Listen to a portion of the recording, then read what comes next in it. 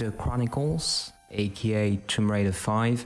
I like this game. Everything about it brought me back to my previous playthroughs of previous Tomb Raider games, from the design of certain enemies, like the dog in Roma that is indeed a distant cousin of dogs in Venice, to key characters like Larsen, Pierre or Van Croy. A few nice exceptions taken aside, the overall level designs looks too familiar, and that's the real problem. There's nothing standing out visually, even old islands.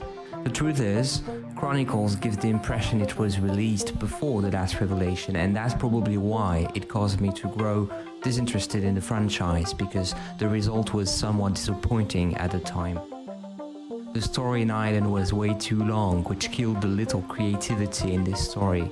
With such a labyrinthic structure, you have to be really patient to go through that stage. There are funny elements of course, but that's not enough to save Tomb Raider Chronicles. Level design is way below what we saw in the last revelation, and you can clearly see that there were two different teams, each working on a different game. Fortunately, the franchise has evolved, and Chronicles, though I like the overall idea of the structure, one that is made of different stories, remains void of inspiration, and in many instances, genuine creativity. I like the way the last story wrapped up the mystery of the strange artifact we'd all seen in Lara's home, the third installment, and I like the music a lot. But this level is also known for its bugs, so even that is not enough. It's not a bad game. I see this as a condensed Tomb Raider game that suffered from high expectations after the last revelation and failed to meet them because the game was released too early and capitalized on what had happened in the previous episode. Number 10. Tomb Raider, Angel of Darkness. Now here is Chronicles' underestimated little brother, a detective and noir game with some action from time to time. The title has its highlights for sure, but any form of enjoyment is short of being hampered by the gameplay, especially in computers. Beautiful levels and a neat story, ripe with mysteries and a gloomy atmosphere, that's not enough, in my opinion, to make it my favorite Tomb Raider game. It was originally at the bottom of the list, but let's give it some credit. At least for this one, the developers made some genuine effort to produce something truly groundbreaking for the Tomb Raider franchise, and that worked. And I thought this would be one of my easy days. The area structure found in the level design can sometimes make your playthrough somewhat unnecessarily lengthy and difficult, but once the pathfinding effort has been done, like previous games, it becomes more enjoyable to proceed through. Unlike Chronicles, it has content, and if it were to be remade one day, it could easily become a fan's favorite. But for now, reality is different, isn't it?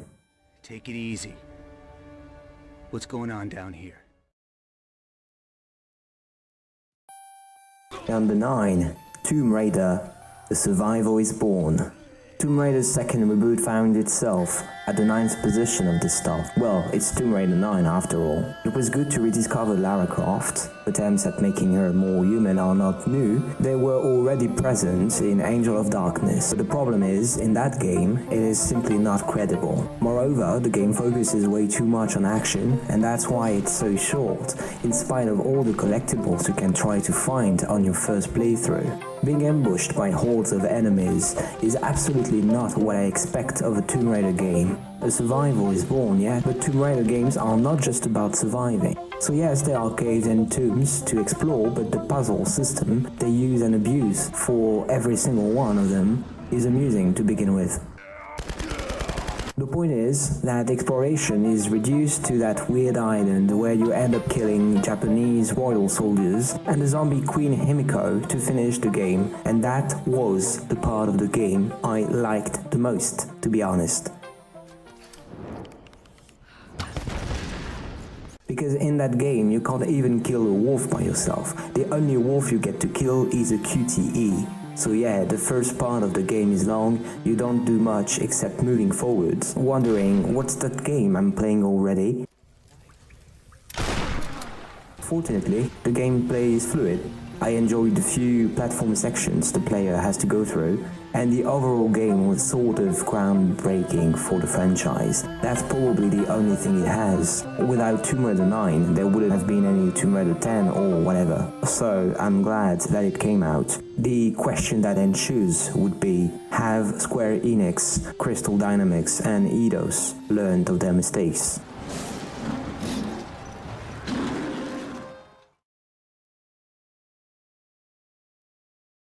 The legend has it that number 8 is Tomb Raider 7.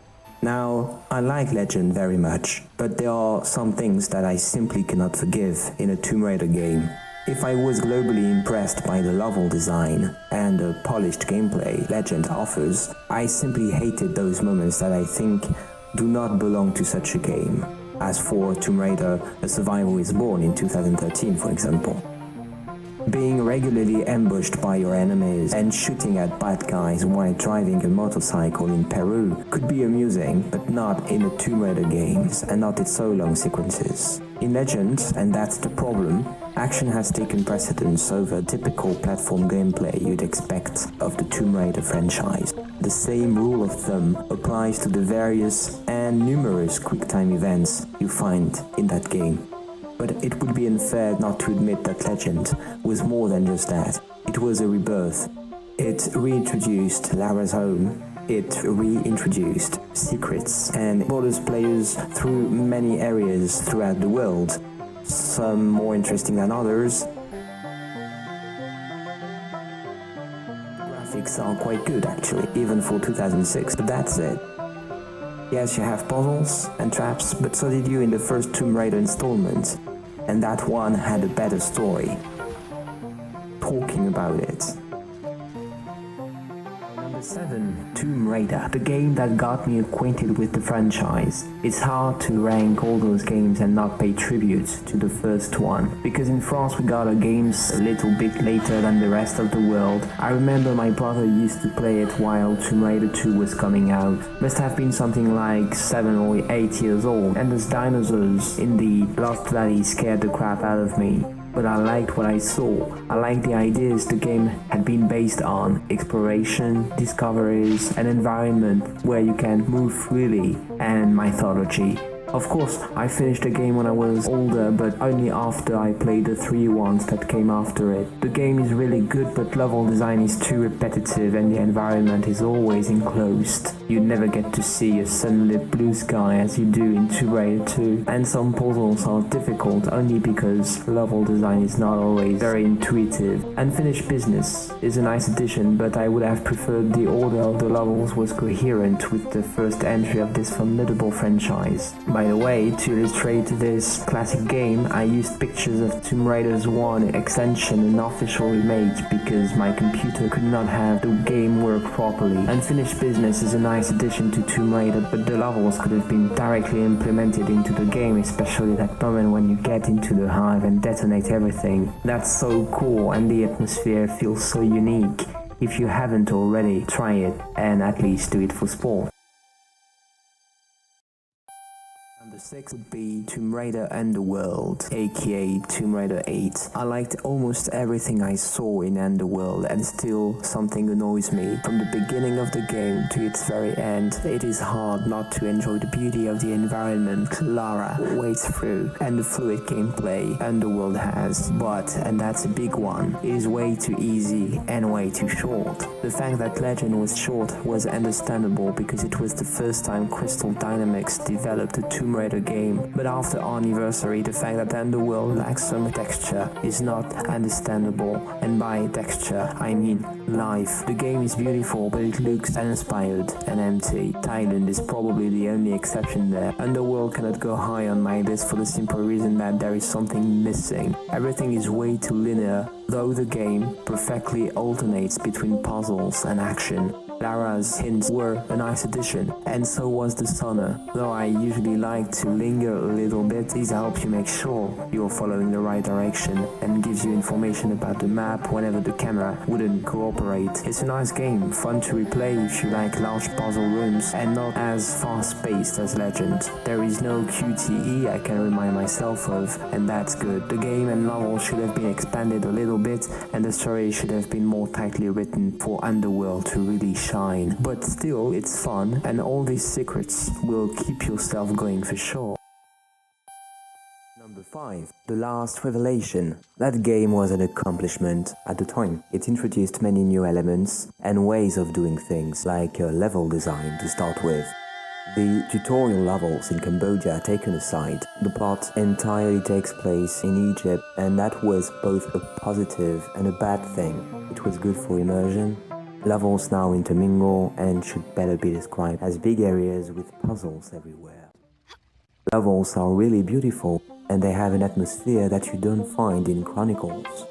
Enemies are also more original. You don't just move forward and shoot everything. Now you have to find other ways to kill them. Or you can use explosive rounds as well.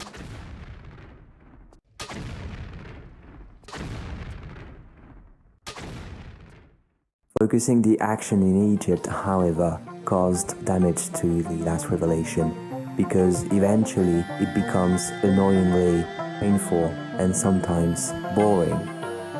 But there are good and original moments, giving it some cinematic dimension that none of the previous games had. Tomb Raider: The Last Revelation was the perfect compromise between what had been done before and what was coming in the future generations. Number 4. Rise of the Tomb Raider. When I finished Tomb Raider the second reboot, I felt more bittersweet than the day I completed Legend, the first reboot. But I had that optimistic feeling that most of the things I had despised in Survivor is Born will be removed eventually, because I wasn't the only one feeling that way. Unlike its predecessor and closer to what we had in The Last Revelation, the action in Rise of the Tomb Raider takes place somewhere in Siberia, though you also quickly visit Syria in a flashback at the beginning of the game. Now there are fewer areas, or in more exact words, there are fewer big areas, but they are bigger, and there are fewer small transition areas. You can progress at your own pace, and the RPG elements found in that game are actually neat and more interesting than before. The same law goes with a more coherent way of implementing salvaging in the game. The amount of things to do and the open world elements they introduced in that entry can sometimes slow down your progression, and that's just a way of extending your playing time for grinding a little, but that's up to you. Something's not right. I bought the 2 DLCs as well, and I liked them. Lara's home is back, and the Baba Yaga DLC was short, but the final level reminded me of my good times roaming about the floating island in Tomb Raider 2. A nice addition indeed. With Rise of the Tomb Raider, I felt I was playing perhaps not authentic Tomb Raider, but original enough to leave its mark.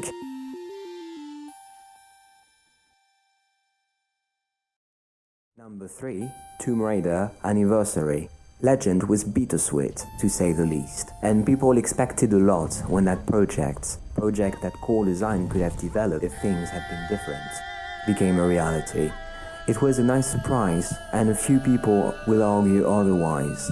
Yes, there are QTEs, and some boss fights rely exclusively on a specific kind of gameplay you must adopt to bring them down. Yes, levels have been cut for the most part, and the system has replaced the Tomb of Tehokan. What about that mummy you normally find there? Forget about the past. Anniversary pays homage to the title, but consider it for what it is. Levels all keep the same flavor, but the gameplay is different. And of course, they had more time than core design when Tomb Raider came out. But that is the point. Anniversary was well done.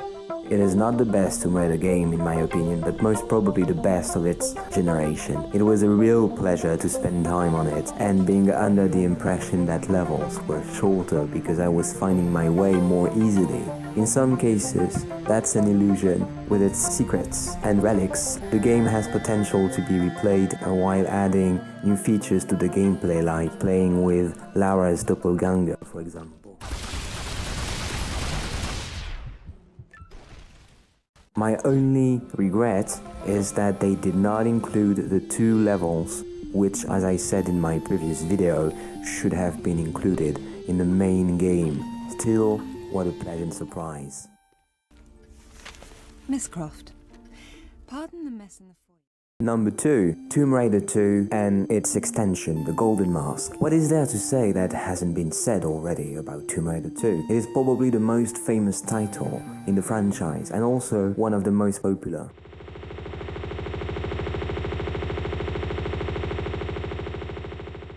Seriously, people were crazy when it came out, and just like them, it was the first Tomb Raider game I really played. First, there was a demo in Venice, and then the whole game, and OG, wasn't that a formidable adventure.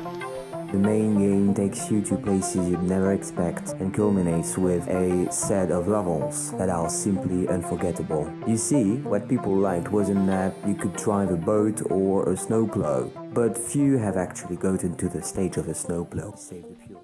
It was the story that people liked.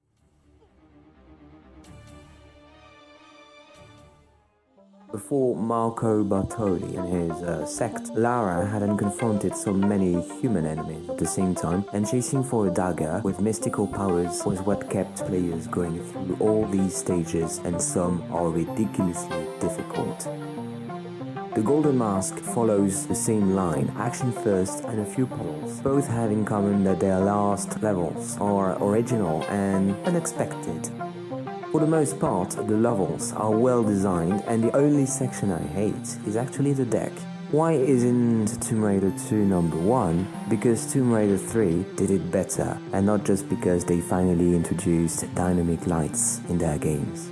Tomb Raider 2 is so famous that many people, many fans have tried to remake the title using, for example, Tomb Raider level editor. And talking about that, recently someone, Bradley Smile, published a revised version of Tomb Raider 2 and all the levels have been rebuilt. You can find the link in the description. I did not include any footage in this video because I wanted the surprise to remain as it is.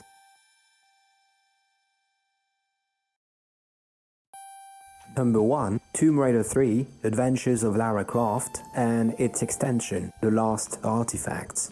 What is there to praise about this game? First, its longevity. Even on speedruns, TR3 is the lengthiest. But this is not the only reason why that game is massive.